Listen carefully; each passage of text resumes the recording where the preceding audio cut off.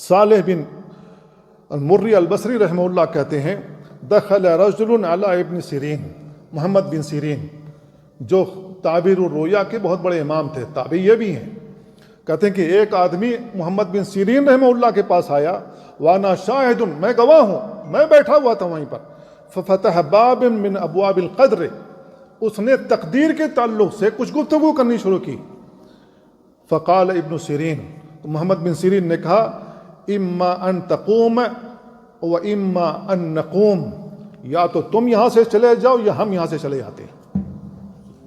اس کو دھمکایا، اس کو ٹوکا اور روکا، کہا کہ یا تو تم یہاں سے چلے جاؤ یا ہم یہاں سے چلے جاتے، تمہاری بات ہم سننے کے لیے تیار نہیں ہیں۔ میرے بھائی محمد بن سیرین رحمہ اللہ بہت بڑے عالم محدث ہیں، تعبیر الرؤیا کے امام ہیں، ان کا یہ حال ہے، وہ منع کر رہے ہیں کہ یا تو تم چلے جاؤ یا ہم چلے جائیں، اور ہم کوئی بھی چینل ہو، کوئی بھی بکواس کرنے والا اس کا چینل کھول کھول کے دیکھتے ہیں کیا کہہ رہا ہے، جبکہ ہمیں نہ دین کی معرفت حاصل ہے